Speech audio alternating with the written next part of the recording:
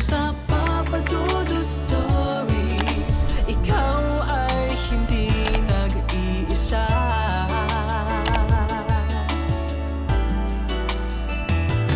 Dito sa Papa Dudut Stories, may nagmamahal sa'yo. Papa Dudut Stories, Papa Dudut Papa Dudut. Sa lahat po ng mga nakatutok ngayon, huwag pong kalimutan mag-like, mag-share at mag-subscribe. Maraming salamat po sa inyong lahat.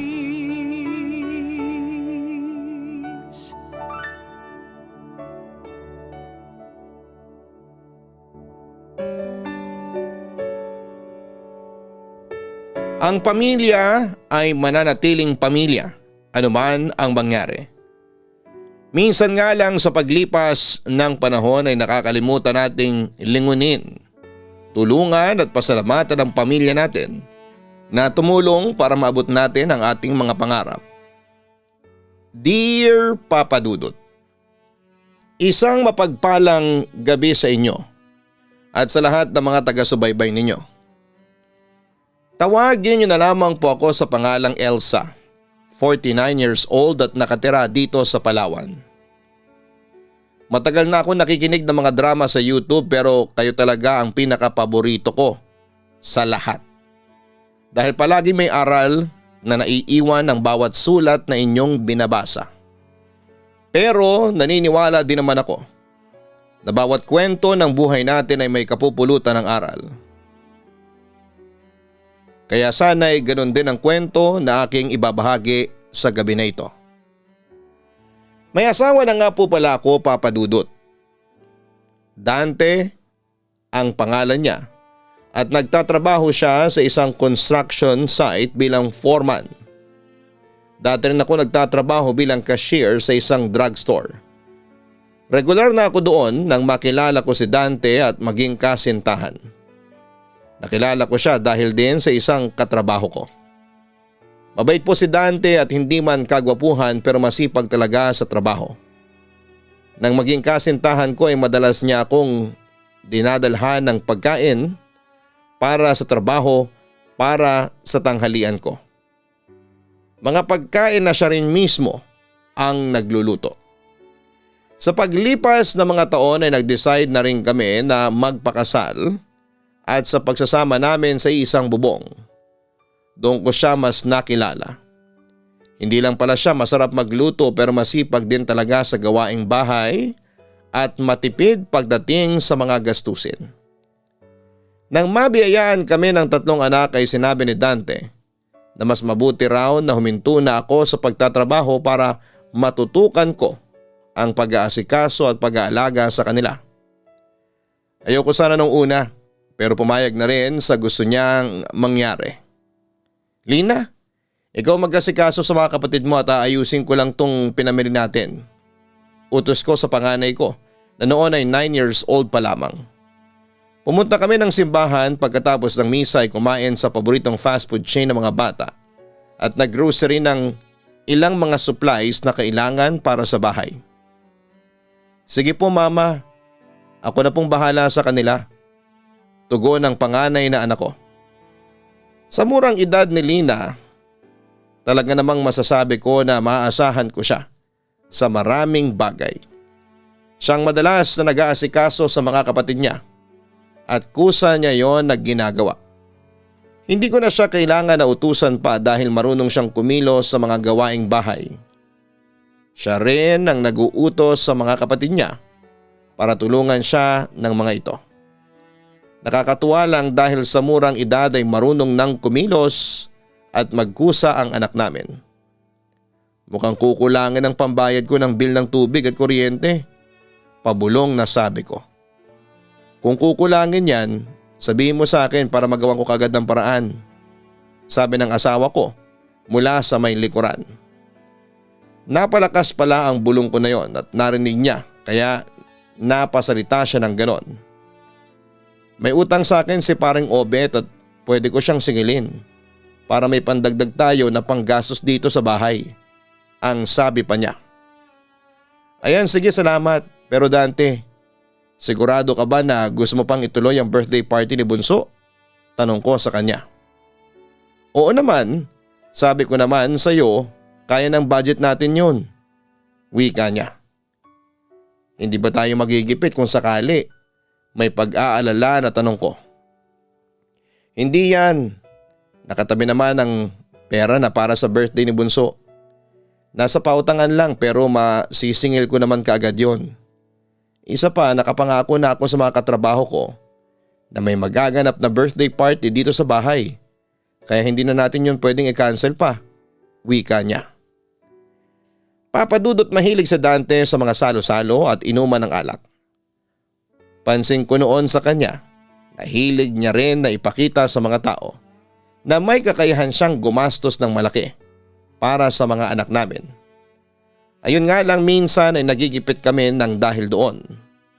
Yun lang naman ang madalas na pagkagastosan ni Dante dahil matipid na siya sa ibang bagay. Elsa, pahingi pa nga kami ng pulutan dito. Malakas na pagtawag ni Dante sa akin. Paggabi na noon at ang ibang bisita para sa birthday party ng bunso naming anak ay nakauwi na. Karamihan sa mga nasa bahay, kaibigan at katrabaho na lamang ni Dante na noon ay kasama niyang umiinom ng alak. Naglabas ako ng 2 plato ng magkaibang ulam at niyabang pa ng asawa ko na ako ang nagluto ng pulutan nila. Hindi rin talaga ako ganong marunong magluto nung una. Natutunan ko na lamang noong nagsasama na kami bilang mag-asawa ni Dante. Ang nanay niya kasi ay may-ari ng isang maliit na karinderya, kaya naman mahusay din itong magluto. Ayaw ko naman na palaging iasa kay Dante ang pagluluto kaya inaral ko na lamang yon. Mabuti na lamang at mabilis akong matuto dahil hindi nagtagal ay nagustuhan na rin ni Dante ang mga luto ko. Papadudot, ilang beses ko pang sinabi kay Dante na gusto ko sanang bumalik sa pagtatrabaho, lalo na at may kakilala ako na pwede akong ipasok na cashier sa isang department store. Pero si Dante na ang umayaw at hindi talaga pumayag dahil ayaw niyang mahati pa ang oras ko sa ibang mga bagay. Naibibigay naman daw niya ang pangangailangan namin na mag-iina, kaya hindi ko na kailangan pang magtrabaho. Ayaw niya rin kasing isipin ng ibang tao na irresponsable siyang padre di pamilya, kaya hinayaan niya ako na magtrabaho. Sabi ko naman, sa panahon ngayon ay uso na rin na nagtutulungan ang mag-asawa pagdating sa mga gastusin at pagtatrabaho. Pero hindi ko talaga napilit pa si Dante na payagan ako na bumalik sa pagtatrabaho noon. Papadudot, sa bahay namin si Dante talaga ang madalas na nasusunod. Nakikinig siya sa mga sinasabi ko pero hindi sa huli. Kung anong desisyon niya, yun din ang kailangan na masunod, kung hindi ay mauuwi sa pagtatalo ang aming pag-uusap. Nakasanayan ko na yon at ayos lang naman sa akin dahil siya ang provider sa bahay namin. Siya ang padre di pamilya, kaya siya ang dapat na palaging nasusunod. Isang hapon ay nagulat na lamang ako nang biglang kumatok sa bahay namin si Kuya Joey. Ay nag-iisang kapatid ko. Ako lang ang tao noon sa bahay kaya naman nagawa ko siyang asikasuhin ng maayos. Nasa eskwelahan kasi ang mga anak ko at ang asawa kong si Dante ay nasa trabaho. Nagkakwentuhan kami noon ng kapatid ko at nagkumustahan. Natanggal kasi ako sa trabaho at pinaalis sa tinutuluyan kong boarding house. Ang kwento pa ni Kuya Joey. Hala, hindi ko alam. Bakit ka natanggal sa trabaho mo? Tanong ko. Nalulugi na kasi yung kumpanya at kailangan nilang magbawas ng trabahador. Isa ako sa mga binawas nila kahit isa ako sa mga pinakamatagal na nagtrabaho sa kanila. Malungkot na kwento niya. Sinubukan ko maghanap ng ibang trabaho pero palagi nilang sinasabi na masyado na ako matanda para sa ina-applyan ko. Dagdag pa niya. Hindi ko alam na nagkaroon ka pala ng ganyang problema, kuya. Sana natulungan ka agad kita bago ka pa napaalis doon sa tinitirhan mong boarding house. Ang wika ko. Ayos lang. Kasi alam ko naman na busy ka rin sa pamilya mo. Pero Elsa, may ipapakisuyo sana ako sa'yo. Wika niya. Ano yun, kuya? Tanong ko. Okay lang ba kung dumito muna ako sa bahay ninyo pansamantala? May pag-aalinlangan na tanong niya. Oo naman Kuya Joel, bakit hindi? Tanong ko. Hindi ba magagalit ang asawa mo? Tanong naman niya. Hindi yun magagalit kasi alam naman niya na nangangailangan ka ng tulong. Ako lang bahalang kumausap sa kanya mamaya ha? Wika ko. Papadudot dalawa lang kami na magkapatid ni Kuya Joel at siya na halos ang nagpaaral sa akin dahil maagang namatay ang mga magulang namin. Si tatay ay namatay sa sakit niya sa baga at sa aksidente naman namatay ang nanay ko. Mula high school hanggang kolehiyo ay ginapang ni Kuya Joel ang pag-aaral ko. Kaya naman malaki ang pasasalamat ko sa kanya. At alam ko na malaki rin ang utang na loob ko kaya hindi ko siya pwedeng hindi tulungan noon. Ano? Dito titira sa bahay natin ang kapatid mo? Gulat at seryosong tanong ni Dante nang sabihin ko sa kanya ang pakiusap ni Kuya Joel. Hinahan mo naman ng konti ang boses mo. Baka marinig ka ni Kuya Joel. Malumanay na wika ko. Bakit ko hihinaan ang boses ko? Bahay ko to. Malakas na wika pa niya. Pansamantala lang naman siya dito sa bahay habang wala pa siyang nahahanap na trabaho. Paliwanag ko. Wala ba siyang ibang bahay na pwedeng tirhan? Dito talaga sa atin? Inispa na tanong niya. Alam mo naman na walang asawa at anak ang kapatid ko. At yung iba naming kamag-anak nasa malayong probinsya. Kaya wala na siyang ibang malalapitan pa. Pumayag ka na Dante. Pansamantala lang naman. Wika ko. Hindi pa nga tayo bayad sa mga utang natin. Magdadagdag ka na naman ng palamunin sa bahay na to. Wika niya. Pansamantala nga lang. Aalis din naman kagad siya sa oras na may mahanap siyang ibang trabaho. Wika ko. Tumahimik saglit si Dante. Pumayag ka na please. Hindi naman siya magiging pabigat dito sa bahay dahil tutulong din siya sa mga pag-aasikaso ng mga gawain dito, ang sabi ko pa. Hindi pa rin nagsalita si Dante. Ilang saglit na katahimikan bago siya sumagot. O sige, basta ayoko na parang buhay hari siya sa pamamahay ko na to ha. Tugon pa ni Dante. Kagad ko siyang niyakap dahil sa sagot niya. Salamat Dante. Wika ko. Papadudod si Kuya Joel na halos ang tumayong magulang ko sa ilang taon. Kaya naman hindi ko kakayanin talaga na hindi siya tulungan sa oras na nangangailangan siya. Pakiramdam ko nga kaya hindi na siya nakapag-asawa noon dahil na rin sa pag-asikaso niya sa akin. Masyado niyang binigay sa akin ang buhay niya. Ang alam ko ay nakailang girlfriend din siya noon pero lagi lang nagtatapos ang relasyon nila dahil ako ang priority ng kapatid ko. At naisip ko na oras na siguro para ako naman ang bumawi sa kanya. Papadudot malapit ng mga anak ko kay Kuya Joel lalo na ang panganay ko na si Nina. Nakakatuwa dahil nagtutulungan sila sa mga gawaing bahay pati na sa paggawa ng school project. Nang panahon na yon, nagpa-part-time na ako ng trabaho sa center na malapit sa amin para may pandagdag kami sa panggastos. Kaya naman iniasa ko na kay Kuya Joel ang mga gawain sa bahay. Mula sa pag-aasikaso ng mga pagkain sa bahay, paglilinis, paglalaba at pagliligpit. Si Kuya Joel na ang gumagawa ng lahat ng yon. Para na nga siyang naging houseboy ng pamilya namin. Ang kaibahan lang, wala kaming inaabot na pera o sweldo sa kanya. Hindi niya kasi tinatanggap ang ibinibigay o inaabot ko na pera. Elsa, pasensya ka na kung hanggang ngayon, nandito pa rin ako sa bahay ninyo ha. Wala pa rin kasi ako mahanap na trabaho. Wika pa ni Kuya Joel. Ayos lang kuya, malaki nga ang pasasalamat ko na nandito ka kasi ikaw na halos lahat ang nag-aasikaso ng mga gawain dito sa bahay. Tugon ko. Yun lang kasi ang pwede kong gawin para hindi ako maging pabigat dito sa bahay ninyo. Wika niya. Anong pabigat ang sinasabi mo? Hindi ka pabigat Kuya Joel. Kapatid kita kaya parte ka ng pamilya na ito. Ang sabi ko naman. Elsa, alam ko naman na nagiging madalas ang pagkatalo ninyo mag-asawa ng dahil sa akin. Palagi kanyang inaaway ng dahil sa pagtira ko sa bahay ninyo. Pasensya ka na kung nagdala pa ako ng problema sa iyo ha. Minsan na nga lang tayong magkasama, eto pa ang ibibigay ko sa iyo. Naging pabigat pa ako sa buhay mo. Malumanay at malungkot na wika niya. Kuya, ayan ka na naman eh. Sabi ko sa'yo, hindi ka pabigat sa akin, hindi ba? Masaya ako na nandito ka. Masaya mga anak ko na nandito ka sa bahay namin. Kaya nagpapasalamat ako na dito mo sa bahay namin napili magstay kesa sa ibang bahay pa. Ang wika ko naman. Sa paglipas na mga araw, linggo at buwan na nasa bahay si Kuya Joel, naging mas malapit siya sa mga anak ko kasi sila ang madalas na magkakasama.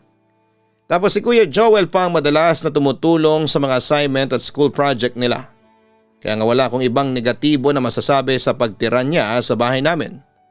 Dahil nakikita ko ang effort ni Kuya Joel para hindi siya maging pabigat sa aming pamilya. Bagay na alam kong hindi nakikita ng asawa kong si Dante. Dahil palaging mas mahalaga sa kanya ang perang pinagkakagasusan sa aming tahanan. Di ba ang usapan natin, 2 linggo lang sa bahay natin ang kuya mo? Aba 3 buwan na natin siyang pinapalamon ah. Halos sigaw ni Dante habang nasa loob kami ng kwarto. Hinaan mo naman ang boses mo, ang wika ko sa kanya. Uulitin ko, Elsa. Hindi ko hihinaan ng boses ko kasi nasa loob ako ng pamamahay ko. Pagmamatigas niya. Hindi pa kasi nakakahanap si Kuya Joel ng mapapasukan na trabaho.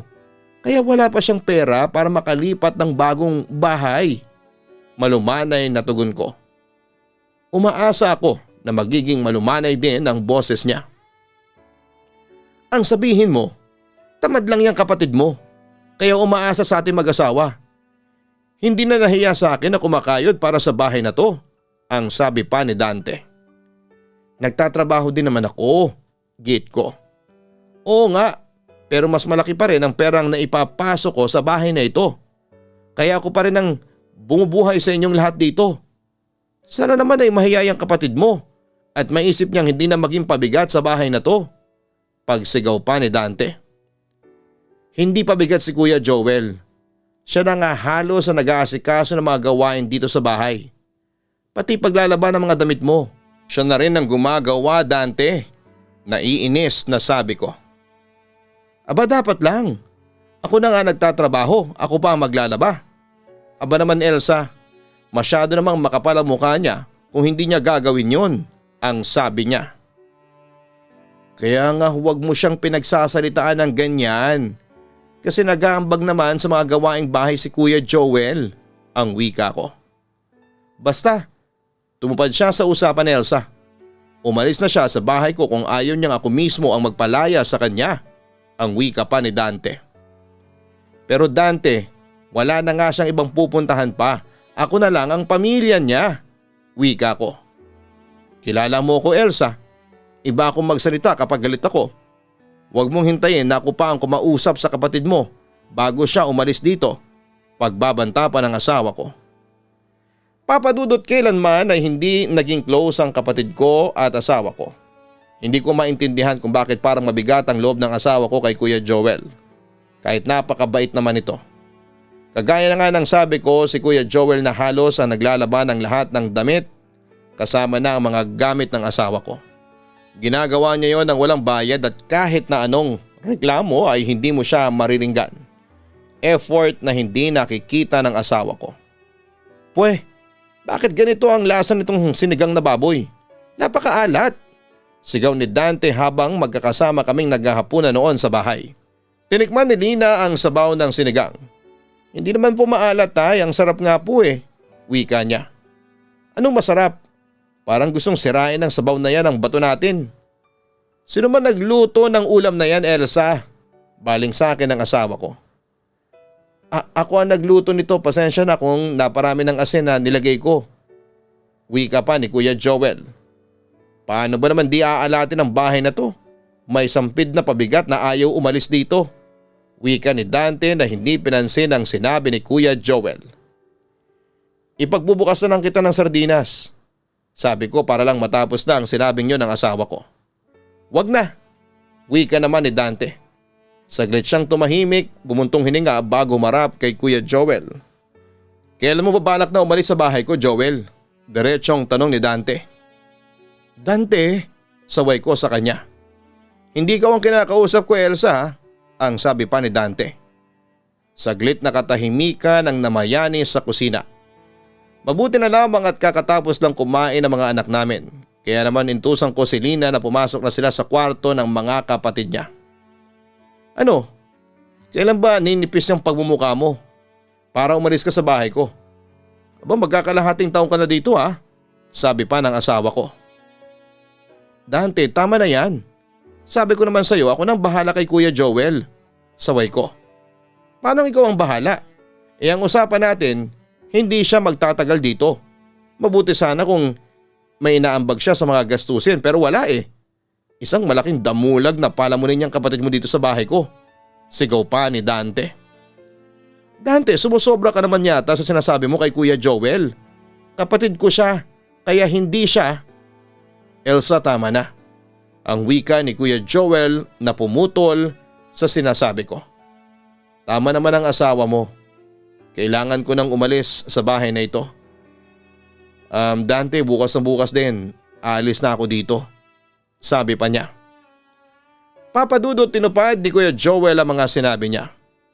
Kinabukasan, pag-alis ni Dante para sa trabaho niya, ay nagsimula na mag-impake ang kapatid ko. Tito Joel, aalis na po ba talaga kayo? Malungkot na tanong ni Lina. Oo, pero huwag kang mag-alala. Dadalaw naman ako dito sa inyo. May ngiti sa labi na tugon ni Kuya Joel. Pero bakit po aalis pa kayo dito sa bahay? Dahil po ba kay tatay? Gusto niyo po ba nakausapin ko siya na huwag na kayong paalisin dito sa bahay namin? Tanong pa ni Lina. Hindi naman siya yung dahilan ng pag-alis ko, wika ni Kuya Joel. Hindi niyo na po ba kami love ng mga kapatid ko? Napapagod na po ba kayo na alagaan kami? Tanong pa ng panganay ko. Hindi na nakasagot ang kuya ko at napansin ko na medyo naluluha na siya. Kaya sinabi ko kay Lina, naiwan muna kami ng Tito Joel niya. Hindi mo naman kailangang umalis dito sa bahay. Wika ko habang nagpipigil na rin ang luha ko. Ayoko nang maging pabigat sa inyo, ang sabi niya. Kuya Joel, wika ko pero pinutol ng ngiti niya. Hindi mo responsibilidad na tulungan ako, Elsa.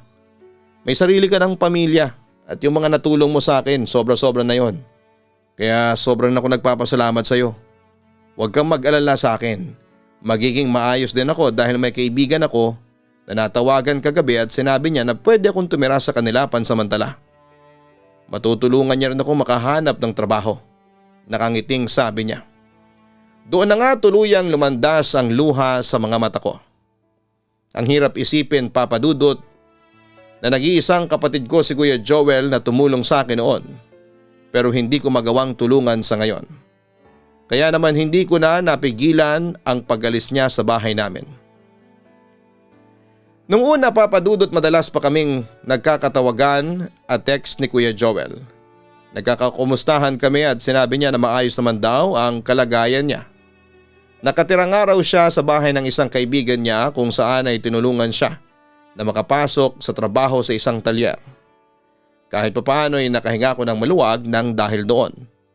Naisip ko na ang mahalaga ay maayos ang kalagayan ni Kuya Joel. Hanggang sa makatanggap ako ng tawag mula sa isang barangay tanod sa kabilang bayan. Gamit pa niya noon ang cellphone number ni Kuya Joel na labis kong pinagtataka. Isang napakalungkot na balita ang nakarating sa akin noon.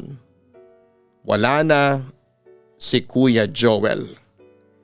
Nakita raw siyang wala ng buhay sa may waiting shed habang nakahiga doon katabi ang malaking bag niya. Nagtataka raw kasi ang mga tao doon kung bakit buong gabi at araw nang nakahiga doon ang kapatid ko.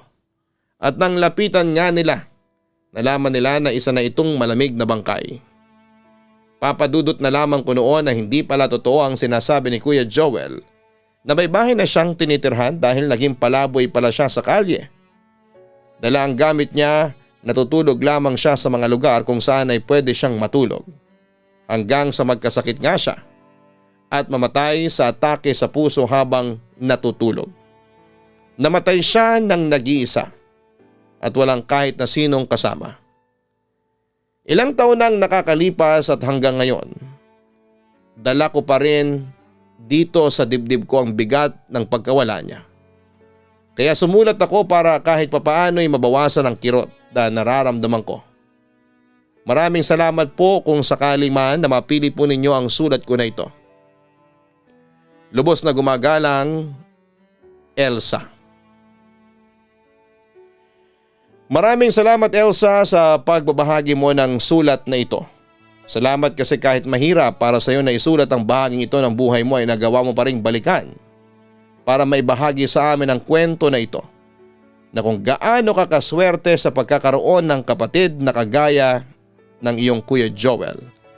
At kung nasaan man siya ngayon, sigurado ako na tahimik at masaya na siya dahil hindi siya nawala sa puso at isipan mo kailanman.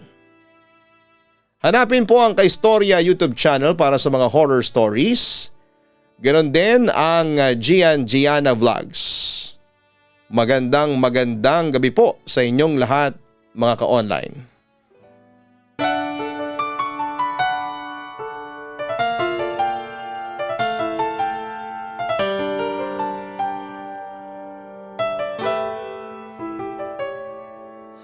Ang buhay ay mahiwaga,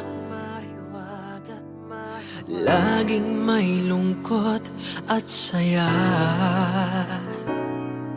Sa Papa Dudut Stories, laging may karamay ka.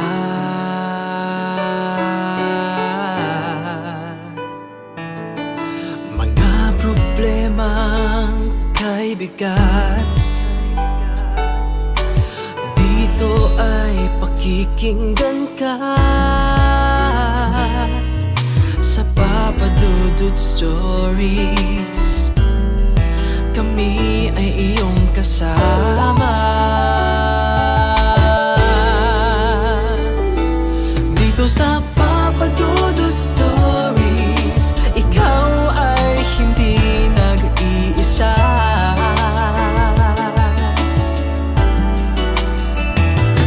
Dito sa Papa Dudut Stories, may nagmamahal sa'yo. Papa Dudut Stories,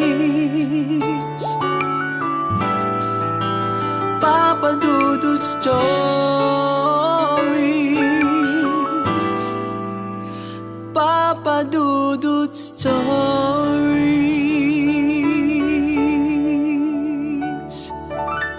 Hello mga ka-online, ako po ang inyong si Papa Dudut. Huwag kalimutan na mag-like, mag-share at mag-subscribe. Pindutin ang notification bell para mas maraming video ang mapanood ninyo. Maraming salamat po sa inyong walang sawang pagtitiwala.